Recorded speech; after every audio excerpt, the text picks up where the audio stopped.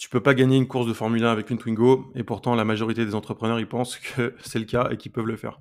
Donc justement, l'objet de cette vidéo, c'est de voir toute l'infrastructure que tu dois mettre en place pour pouvoir aller scale un business de prestation de service. Cette infrastructure que je vais présenter ici dans cette vidéo, c'est toutes celles que je mets en place et sur lesquelles j'accompagne aussi mes clients à mettre en place exactement toutes ces infrastructures pour faire en sorte d'aller scale sur des niveaux qui sont importants. Puisque au début, très souvent, les entrepreneurs, ils font de l'acquisition, ils ont un système de manière générale qui est assez artisanal, et le but, c'est d'industrialiser tout ça pour faire en sorte de pouvoir aller chercher beaucoup plus de volume sans faire beaucoup plus d'efforts en termes d'acquisition et en termes de delivery. Donc tout ce système-là que je vais présenter, c'est vraiment issu des top business US France que j'ai décortiqué, sur lequel je me suis énormément formé. J'ai dépensé plus de 24 000 euros en formation et coaching, etc. pour justement créer toute cette infrastructure. Et bien sûr, c'est adapté aussi par rapport à tous les tests que j'ai faits et adapté par rapport à la taille de ma structure. C'est-à-dire que cette infrastructure-là, elle est faite pour tous ceux qui démarrent. C'est-à-dire que alors il y a des choses qu'on pourra mettre en place par la suite, par exemple certains outils qui peuvent coûter un peu d'argent, et au début on peut démarrer sans, mais en gros c'est pour les personnes qui commencent à faire un petit peu de chiffre d'affaires et qui veulent vraiment passer au niveau supérieur parce qu'ils se rendent compte que ils font des choses de manière artisanale et qui sont pas scalables. Donc on va rentrer dans le vif du sujet. On va commencer par, en fait il y a 3 grandes parties qui sont setup, acquisition et team. Sur la partie team, restez bien jusqu'au bout parce que vous allez voir, je vais vous expliquer exactement comment vous pouvez mettre une équipe en place mais qui vous coûtera pas cher et qui sera ultra efficace et pertinente. Donc déjà sur la partie setup, donc ce qu'il faut comprendre déjà, c'est que l'infrastructure, elle va permettre quoi? C'est générer des leads, convertir, optimiser et délivrer. Donc l'architecture globale, ça va être quoi? Définir les objectifs, créer du contenu, distribuer le contenu, mettre en place des lead magnets pour pouvoir attirer des leads, et ensuite qualifier les leads, faire des appels de vente, faire du closing, faire le delivery de la prestation de service, et ensuite optimisation en continu de l'ensemble de ce funnel. Donc en fait, ça, c'est vraiment l'architecture globale qu'il faut bien comprendre. Donc au début, il va y avoir des choses dans l'infrastructure à mettre en place dès le départ. Donc certains outils qui sont indispensables, Notion pour la partie suivi de projet, Google Drive pour le stockage, Google Sheets pour la partie KPI, dashboard, suivi, etc. Discord ou Slack pour la communication interne, notification automatique, coordination d'équipe, Google Calendar, et un Brain Kit où on va définir typographie, couleur, template, guideline, etc. qui vont nous aider sur l'ensemble. Bonus productivité que j'utilise énormément et qui fait quand même beaucoup la différence, c'est d'utiliser Better Dictation. Alors il y a d'autres outils comme ça, mais en gros c'est un outil qui permet de ne plus utiliser son clavier pour à la place d'écrire, mais en fait on utilise une fonction où en fait on va parler et du coup c'est boosté avec de l'IA, donc ça va bien retranscrire la phrase, ça va bien la comprendre, ça va bien mettre les points, les virgules selon l'intonation que tu auras donnée, et c'est ultra efficace, ça fait gagner beaucoup de temps. Ensuite, on va devoir mettre en place des dashboards de KPI pour avoir un suivi mensuel centralisé. Donc, il va y avoir un mix de Google Sheet. On peut très bien le faire avec Google Sheet, et moi, j'utilise toujours Google Sheet. Et après, il y a des outils qu'on va voir par la suite, notamment Go High Level, qui est un outil que je recommande vraiment, sur lequel on peut avoir des dashboards. Donc, Go High Level, c'est un outil qui permet de faire plein de choses, mais notamment du CRM, du dashboard, des automatisations, le workflow, l'envoi d'emails, etc. Ensuite, sur la partie mise en place. En fait, ce qu'il faut comprendre, c'est qu'on va devoir mettre en place certaines automatisations pour pouvoir faire en sorte qu'il y ait une bonne communication.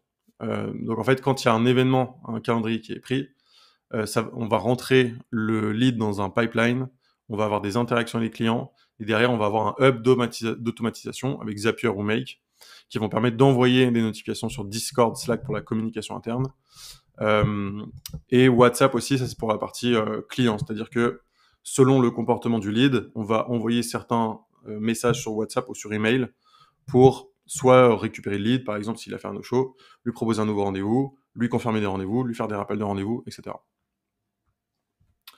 Ensuite, il va falloir définir absolument des objectifs, et ça va être essentiel parce que l'objectif, ça va être de mettre en place beaucoup d'inputs, donc de mettre des inputs dans le business pour en ressortir derrière des outputs. La partie output, on la maîtrise peu. Ce qu'on maîtrise, par contre, c'est la partie input. Donc, c'est tout ce qu'on va mettre en place comme action pour faire en sorte d'aller chercher nos résultats. Donc, il va falloir définir des objectifs annuels, mensuels, hebdomadaires, quotidiens. Je parlerai dans le détail, mais l'idée, c'est de poser des OKR et de définir exactement toutes les actions qu'on va devoir faire au quotidien pour pouvoir atteindre ces objectifs-là. Ensuite, sur la partie acquisition. Donc maintenant, c'est vraiment la partie qu'on va voir, qui est la partie la plus importante. Ce qu'il faut comprendre, c'est qu'il y a une colonne vertébrale qui est la création de contenu et le setting. C'est les deux verticales qui vont nous permettre justement d'aller faire de l'acquisition pour aller capter l'attention et convertir cette attention en lead et en rendez-vous. Sur la partie création de contenu, on va avoir deux types de formats. Format court, format long, qui ont deux fonctionnalités différentes. Format court, c'est plus pour attirer l'attention. Et format long, ça va pour être garder l'attention, passer du temps avec les gens et avoir plus de temps pour montrer notre méthode et inciter sur les problématiques, les solutions, etc. Donc en fait, en format court, ça va être short, réel, TikTok. Format long, YouTube, live, podcast. Ensuite, on va avoir d'autres types de posts. Ça va être LinkedIn, articles, newsletter. Et voilà, ensuite, il va falloir faire de l'engagement et mesure du ROS pour être sûr qu'on s'assure que ce soit efficace. Sur la partie contenu, il y a deux types de contenu, organique, publicité. L'objectif, c'est toujours de commencer par l'organique. La publicité, ce n'est qu'un amplificateur de ce qu'on fait déjà bien en organique. Si tu fais de l'organique, la publicité fonctionnera beaucoup mieux que si tu n'en fais pas du tout. Et même, tu peux avoir de la publicité qui n'est pas efficace du tout, même si tu vas faire beaucoup de vues et d'impressions, parce que en fait, les gens ont besoin d'être rassurés, de voir du contenu, de regarder qui t'es avant de passer à l'action, surtout quand tu es sur des business qui sont high ticket. Donc du coup, l'organique, ça passe avant tout. Donc c'est priorité numéro 1. Ensuite, une fois qu'on a créé ce contenu et qu'on a l'attention, on va aller sur le pilier setting. Le pilier setting, c'est-à-dire qu'on va interagir avec les gens, discuter avec eux, nouer des relations pour faire en sorte de les qualifier et, in fine, générer des rendez-vous uniquement s'ils sont qualifiés dans notre cible, dans notre ICP, etc. Alors, sur la partie création de contenu. Ça, c'est le process classique de création de contenu qu'on va devoir suivre à chaque fois. Donc, recherche, idéation, script ou copie, création, post-prod, publication et analyse. Donc, très concrètement, pour faire de la recherche, qu'est-ce qu'on a besoin de mettre en place ? Moi, ce que j'utilise beaucoup, c'est les notes vocales. C'est-à-dire que je vais avoir des idées et plutôt que de les écrire directement et de les mettre noir sur blanc, je vais utiliser une note vocale sur laquelle je vais faire une espèce de mini-présentation de tout ce que je pense par rapport à un sujet. Derrière, je vais utiliser un agent IA, par exemple GenSpark, qui va me permettre de structurer ces notes vocales et d'organiser vraiment mes idées dans une présentation. Et donc du coup, je vais pouvoir créer un méga doc d'idées. Et au début, ce que je recommande quand on vraiment démarre la création de contenu, c'est de se faire un méga doc qui présente notre méthode et qui va être utilisé derrière comme nourriture en fait pour de l'IA. Donc c'est vraiment ce qu'on va donner à l'IA pour que l'IA comprenne bien notre business et puisse nous aider par la suite. Donc on peut faire une note vocale qui dure, j'ai déjà fait des notes vocales qui durent 40 minutes, sur lesquelles je vais expliquer exactement point par point, en détail, chaque étape d'une méthodologie, d'une idée que je vais développer à fond, et comme ça l'IA l'aura bien intégré. Ensuite, sur la partie idéation, l'objectif, ça va être de mettre noir sur blanc toutes les idées qu'on a par rapport à un sujet ou à un sous-sujet. Et ensuite, on va avoir un process avec un agent IA qui va nous permettre d'organiser, de mettre en forme pour que ce soit efficace et que ça fasse un bon post ou un bon script. Donc c'est ça, on va avoir un agent IA dédié pour les posts LinkedIn, un agent IA dédié pour les scripts, par exemple. Ensuite, pour la création de contenu, il va falloir du matériel qui va être assez simple. On peut très bien utiliser un iPhone, un téléphone, une lumière, parce que la lumière, c'est ce qui fait beaucoup la différence quand on fait du contenu vidéo, notamment, et un micro pour pouvoir parler. Puisque dans la partie création, ce qui compte et ce qui fonctionne, c'est de se montrer soi et d'être ultra authentique. Donc pour ça, c'est se montrer soi, faire des vidéos facecam et mettre des photos de soi aussi sur LinkedIn. Parce que forcément, les gens interagissent avec des humains et ce qui les intéresse, c'est le contenu qui est humain et c'est pas le contenu où on va juste balancer une présentation PowerPoint, quoi. Ensuite, en post-prod, on peut utiliser Canva pour les visuels et CapCut pour le montage vidéo. Pour la publication, on peut les programmer avec Vista Social et on peut avoir des agents IA qui sont spécialisés dans la description de vidéo. Par exemple, tu fais une vidéo facecam et ensuite tu donnes le script de la vidéo, l'agent IA te fait la description optimisée SEO pour le référencement. Et ensuite, on va utiliser les dashboards des plateformes pour faire les analyses. Une fois qu'on a fait ces analyses de contenu, c'est une partie qui est ultra importante pour améliorer son contenu continu. Donc on va tester des formats, analyser les performances, décortiquer des patterns, donc les trucs qui fonctionnent bien et qui reviennent régulièrement, créer des méthodologies et ensuite prompter un agent IA qui va nous permettre de recommencer toute cette partie-là. Pour ça, on peut utiliser à la fois son propre contenu, mais on peut aussi décortiquer des patterns de, par exemple, concurrents ou de gens sur son marché qui sont très bons en création de contenu Et donc, on va pouvoir s'aider de l'IA pour justement décortiquer les patterns également. Donc, par exemple, avec GenSpark, c'est un truc qu'on peut faire. C'est qu'on va donner un compte Instagram, un compte LinkedIn à GenSpark, lui dire de l'analyser, de sortir des patterns qui ressortent régulièrement et qui font que le contenu fonctionne bien. Donc ensuite, sur la partie outils, donc on va utiliser CapCut pour le montage. Submagic aussi, c'est ce qui permet, c'est boosté à l'IA, c'est un outil qui permet de créer des formats short beaucoup plus facilement. Opus Clip également. Les deux sont à peu près pareils. GenSpark, je le recommande à fond.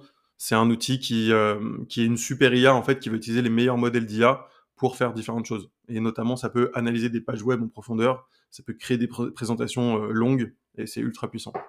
Claude, c'est vraiment le spécialiste de la partie copywriting. C'est vraiment la meilleure IA pour ça. Donc ChatGPT, tout le monde la connaît.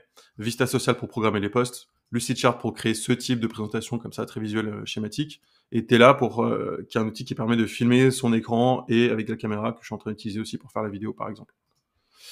Donc ensuite, sur la création de contenu, toujours, il va falloir, du coup, on l'a vu, faire du format court, donc sur YouTube Short, TikTok, Instagram Réel. Donc là, c'est vraiment du format vidéo qu'il faut faire au maximum. Très important de travailler son hook, de faire des formats de 30 à 60 secondes et des formats qui sont scroll stop, qui donnent envie de s'arrêter. Sur LinkedIn, ça va être du contenu qui va être un peu différent. On va faire plus du post, texte, images, des carousels, des articles, mais un ton qui est un peu plus professionnel, quoique ce qui marche aussi beaucoup, c'est le storytelling, mais sur LinkedIn, un truc qui marche beaucoup, c'est de parler de chiffres et de parler d'argent, parce que les gens sont là pour ça. Format long, on va utiliser YouTube et les podcasts, les lives. Et ensuite, par-dessus ça, pour accompagner tout ça, on va utiliser des deep links pour le partage des liens. Les deep links, c'est des outils qui sont hyper intéressants, qui permettent, quand par exemple on est sur Instagram ou LinkedIn, peu importe, on est sur mobile, la personne clique sur le lien, plutôt que de rester sur LinkedIn et de renvoyer vers une page YouTube sur laquelle on n'est pas connecté, en fait, ça va renvoyer vers l'application YouTube. Et derrière, les gens sont sur YouTube. Ça veut dire qu'ils vont pouvoir potentiellement voir d'autres types de contenus par la suite parce qu'ils ont vu que ton profil avait consommé un contenu de cette personne-là. Planification Vista Social, on l'a vu. Et ensuite, le but, ça va être de faire du recyclage de contenu, recyclage de sujets. Donc, on va utiliser un même sujet qu'on va mettre sous différents formats, qu'on peut republier. Les deux orientations qu'on doit vraiment avoir en termes de création de contenu, c'est de faire du contenu personnel brand quand on fait de la prestation de service. Aujourd'hui, c'est vraiment ce qui fonctionne le mieux. Les gens veulent voir de l'humain, pas des logos. Le business ne s'adresse pas à un autre business, mais à un humain. C'est toujours des humains qui sont dans les business. Donc forcément, les gens veulent voir des humains et c'est naturel. Hein. Le contenu que nous tous, on préfère consommer, c'est le contenu où on voit des humains. Donc contenu humain, facecam, contenu tofu, mofu, bofu, donc top of funnel, middle of funnel et bottom of funnel. Ça veut dire qu'on doit faire vraiment tout type de contenu sur les réseaux. C'est ce que recommande absolument Gary Vee. Gary Vee, c'est le maître en création de contenu et qui dit qu'il faut faire tout type de contenu parce que, encore une fois, les humains s'attachent à des personnalités. Et ce qui fait ta personnalité, c'est aussi des histoires que tu vas raconter qui sont pas forcément à 100% focus sur les trucs très précis dans ton business. Pour ça, ce qui est intéressant, c'est de se créer des banques de photos et des banques de vidéos. Les banques de photos, ça va permettre justement de faire du contenu qui va être assez personnel, tout en racontant des choses qui peuvent être business. Et les banques de vidéos, c'est par exemple des b-roll, ce qui va nous permettre de faire de l'habillage sur des contenus facecam. Quand on fait des contenus facecam, on parle. Si on met par-dessus des b-roll, forcément, ça va être du contenu qui va être plus engageant, qui va donner plus envie de regarder jusqu'au bout. Et moi, pour faire deux types de contenus, je vois toujours que quand je fais des contenus qui sont b-roll en format short, forcément, il y a beaucoup plus, les gens restent plus longtemps, il y a plus d'interactions, il y a plus d'engagement sur le post, toujours. Ensuite, il va falloir qu'on fasse des posts lead magnet. Ça, on peut le faire sur les différents réseaux. Instagram, TikTok et LinkedIn, ça marche très bien. Concrètement, c'est quoi? C'est qu'on va demander aux gens de commenter un mot précis pour pouvoir avoir accès à une ressource. Et cette ressource, ça peut être un document, un guide, une vidéo, un outil ou un template. C'est des choses qui fonctionnent extrêmement bien parce que c'est des choses qui peuvent avoir beaucoup de valeur quand ils sont bien faits et c'est important du coup de faire des choses qui ont beaucoup de valeur et de produire des choses qui ont beaucoup de valeur parce que derrière c'est ce qui va permettre d'accrocher la personne et lui donner envie de passer à l'étape suivante et notamment un rendez-vous parce que la personne va passer du temps avec toi à comprendre comment tu fonctionnes, quelles sont comment tu peux résoudre ces problématiques, quelles sont les solutions que tu proposes, comment tu travailles, quelle est ta méthode, tes big ID, etc. Et ça, c'est ce qui fait vraiment toute la différence. Et en plus de ça, l'avantage des posts lead magnet, c'est que ça crée l'engagement parce que les gens commentent le post. Donc forcément, les algos voient qu'il y a des commentaires et donc du coup poussent encore plus le post parce qu'ils se disent que c'est un post qui est intéressant. Ensuite, pour pouvoir capter l'attention, une fois qu'on a fait de la création de contenu comme ça, il va falloir réussir à capter l'attention. Pour ça, il y a des principes fondamentaux à travers le setting qui sont apporter de la valeur. Donc, c'est-à-dire qu'en gros, quand on va démarrer une conversation avec quelqu'un, le but, c'est pas tout de suite de lui proposer un rendez-vous. Le but, c'est de nouer une relation avec cette personne, lui apporter des valeurs, attiser sa curiosité, être pertinent d'un point de vue contextuel par rapport à qui est cette personne, et avoir un rythme qui est adapté. Donc ça, c'est respecter la cadence naturelle, donc essayer au maximum de répondre le plus rapidement possible, et derrière, relancer la personne aussi, pour faire en sorte de ne pas la perdre, parce que forcément, les messages, quand ils ne sont pas forcément répondus tout de suite, ils peuvent se perdre dans tous les flots de conversation qu'on peut tous avoir. Ensuite, quand on va échanger avec les personnes, il y a un script assez précis qu'il faut arriver à respecter, justement pour pas rentrer tout de suite en frontal dans la prospection, vas-y, prends rendez-vous avec moi, je vais t'aider. Donc, première chose, c'est ouverture. Donc, j'ai remarqué que, ensuite, qualification. C'est quoi tes principaux défis? Transition. Donc, qualification, il y a plusieurs questions. Là, j'ai mis une question, mais il y en a facilement 3-4. Ensuite, transition. Je pense que je peux t'aider par rapport à X. On pourrait se faire un appel et on pourrait en discuter. Et ensuite, faire du follow-up. Follow-up, j'en parlais juste avant, c'est la clé. Il faut absolument relancer les gens. Tant qu'ils n'ont pas dit non, ça m'intéresse pas, on va continuer de les relancer. Donc au début, quand on démarre la conversation, on va les relancer de manière assez rapprochée. Et plus le temps passe, plus on va continuer de les relancer, mais ne serait-ce qu'une fois, par exemple, tous les 2 mois. Mais il faut continuer de le faire. Money is in the follow-up, comme dit Grant Cardone. Donc pour faire du setting correctement, il y a 2 types de setting. Il y a le setting inbound et le setting outbound. Le setting inbound, c'est le fait d'aller échanger avec les personnes qui ont eu une interaction avec notre contenu. Le setting outbound, c'est le fait d'aller identifier des personnes qui ne nous connaissent pas du tout et d'aller échanger avec elles. Donc la première chose, ça va être d'identifier forcément le lead. Donc que ce soit inbound ou outbound, c'est la même chose. Est-ce que c'est un lead qui rentre dans ton ICP? Ensuite, il va falloir engager la personne à travers des discussions et en lui apportant aussi un maximum de ressources. Ça, c'est clé. C'est-à-dire que quand on discute avec la personne, on ne prend pas de rendez-vous tant que la personne n'a pas consommé un contenu long. C'est la clé, parce que sinon, on va avoir des rendez-vous qui vont être pourris, des touristes en rendez-vous, et c'est pas du tout ce qu'on veut. Ensuite, on va rentrer tous ces leads dans un CRM. Le CRM que je recommande pour la partie setting, c'est Fructu, qui est un outil qui est fait pour ça, qui coûte pas très cher, et qui permet de faire un super suivi, et notamment d'avoir des tâches journalières de toutes les personnes qu'on a à relancer. Ensuite, on relance jusqu'au nom. Ensuite, on va qualifier, donc on va poser vraiment un maximum de questions à la personne pour derrière lui proposer un rendez-vous.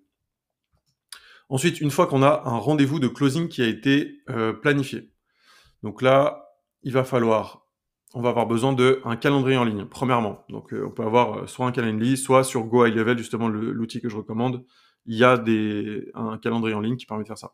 Ensuite, on redirige les gens vers une page de confirmation sur laquelle on va lui demander des actions pour être sûr que la personne soit prête au moment du call. Ensuite, on va lui envoyer des séquences de nurturing. Donc, c'est des emails, des WhatsApp, des SMS qui vont lui faire des rappels de rendez-vous et qui vont lui envoyer des ressources avant l'appel. Donc là, ensuite, on lui envoie du contenu en pré-appel, ça on l'a vu. Et par la suite, selon le comportement du lead, on va avoir d'autres séquences qui vont se déclencher. Quand la personne a fait un no-show, elle n'est pas présente, on va lui envoyer une séquence qui est spécifique. Donc on la classe quelque part dans le pipeline commercial, et ça va déclencher des séquences. Ensuite, on va classer pareil le lead en follow-up post-appel quand le premier rendez-vous n'a pas débuté. Et également pour tous les rendez-vous, il va falloir mettre en place des rappels et des confirmations, ça on l'a vu juste avant. Donc les outils qu'on va utiliser pour la partie rendez-vous et closing, la première chose, ça va être Fathom. Fathom, c'est un super outil qui permet d'enregistrer tous les appels. C'est indispensable d'enregistrer tous ces appels pour derrière avoir énormément de data, pouvoir faire des rapports facilement, c'est-à-dire que l'appel est enregistré, il y a un transcript qui est généré, et derrière, on va avoir un agent IA qui va pouvoir faire des résumés d'appels et qu'on va pouvoir envoyer directement à la personne avec qui on est en appel. Ça permet aussi de tout garder comme information, et si par exemple on doit retourner ou reprendre des informations qu'il y a eu dans l'appel, c'est facile d'aller les voir. On peut donner ces appels aussi, par exemple, à un agent IA Sales Coach qu'on a formé avec énormément de ressources et qui va nous permettre de s'améliorer sur les différents appels. Ensuite, Stripe pour encaisser les paiements par carte, Payfunnel pour encaisser des paiements plusieurs fois, PandaDoc pour de la signature de contrats électroniques et Zapier pour mettre en place les automatisations qui vont permettre de gérer justement tout ce système-là. Ensuite, sur la partie team, alors on va voir que la team, en fait, elle va être ultra importante pour pouvoir scaler. Une team, ça ne veut pas dire embaucher des salariés en CDI, mais c'est avoir toute une équipe avec qui on va travailler et qui va nous permettre vraiment d'accélérer. Donc ça, c'est l'organigramme classique que moi j'ai actuellement et que je recommande à tous les business de service d'avoir. Donc on a nous, fondateurs, CEO, potentiellement des associés. Ensuite, on va avoir des assistants opérationnels qu'on peut trouver à Madagascar, qui coûtent forcément pas très cher. À Madagascar, quelqu'un de bien payé, on le paye à peu près 800 € pour un temps plein, 8 heures par jour. Donc on peut très bien prendre des gens à temps partiel et qui sont capables de vraiment nous aider sur la partie opérationnelle, sur des choses qui sont assez répétitives. Ensuite, on va avoir un setter, puisque l'objectif, c'est que la partie setting, c'est quelque chose qui prend forcément énormément de temps quand on commence à générer beaucoup de leads et qu'on va aller chercher beaucoup de monde aussi en outbound, en froid. Donc, au bout d'un moment, il va falloir mettre en place un setter. Donc, pareil, on peut trouver des setters à Madagascar qui feront le travail parfaitement. Ensuite, l'idée, c'est que quand on commence à avoir pas mal d'appels de vente et qu'on veut se professionnaliser, on va travailler avec un closer qui va prendre les différents appels de vente. Même si je pense que le fondateur doit continuer de prendre des appels de vente régulièrement. Et derrière, on va avoir des freelances aussi pour des missions qui sont très ponctuelles et très spécifiques. Par exemple, du montage vidéo, par exemple, un designer ou quelqu'un qui va créer des miniatures de vidéos YouTube, par exemple. Et ensuite, on va se créer une autre team, qui celle-ci est quasiment gratuite à part le coût des outils, mais ça va être une team IA. J'ai mis dans team parce que pour moi, c'est comme une vraie équipe. Sans ces agents IA, tu fais beaucoup moins de travail. Et avec une team IA, tu es capable d'accomplir 3 à 4 fois plus que si tu n'en avais pas. Donc ça, c'est évident et essentiel. Et ça te permet d'avoir en plus une qualité de travail qui va être supérieure et d'avoir beaucoup plus d'insight et de beaucoup mieux réfléchir par rapport à ton business. Donc, team IA sur la partie stratégie, acquisition et delivery. Stratégie, moi, j'utilise l'IA comme consultant business sur certains sujets. Donc, je vais prendre des avis où je vais lui dire, tu te mets dans la peau de un tel, où je vais lui donner énormément de ressources, de transcripts de vidéos, de podcasts de telle personne, et je vais lui demander de me faire des recommandations par rapport à tel sujet, de ce que la personne aurait fait à cette place-là. Ensuite, sur la partie acquisition, on peut avoir des agents IA pour la partie idéation, pour la partie copie, donc création des textes. La partie script, la partie montage, parce qu'on a des agents IA aujourd'hui qui font du montage, comme par exemple Submagic. La partie process, la partie présentation, la partie sales coach, et aussi la partie delivery, puisqu'on est capable d'avoir des agents IA quand on a des patterns qui reviennent régulièrement dans le delivery avec les clients, quand on fait une partie done for you. On peut très bien utiliser des agents IA qui vont faire ce truc-là. Bien sûr, l'objectif, c'est toujours de passer derrière et de s'assurer que tout soit nickel par rapport à ça, mais bien sûr, ça fait gagner énormément de temps. Et derrière, pour pouvoir déléguer correctement à une team, donc une team d'humains pour le coup, il va falloir créer des SOP, ce qui est indispensable. Donc, c'est des process qui vont permettre de déléguer correctement avec des guides, des process, des vidéos Loom pour montrer exactement comment faire. Avant de déléguer, le but, c'est toujours de le faire soi-même et de tout documenter, en fait, à travers des écrits, à travers des vidéos. Vidéo Loom, franchement, c'est le top. Et des outils de suivi de projet pour s'assurer que les personnes avec qui tu travailles avancent correctement, arrivent à avancer et puissent te faire remonter des feedbacks et puissent s'améliorer en continu. Donc voilà, donc ça c'est toute l'infrastructure vraiment que tu dois avoir pour pouvoir scale ton business jusqu'à des niveaux à 50 000 par mois. Si tu veux que je t'aide à implémenter tout ça directement dans ton business, tu peux réserver un appel sous la vidéo et on se fait un appel, on parle de tout ça, de ta situation et on voit si on est capable de t'aider par rapport à là où tu en es. À très bientôt.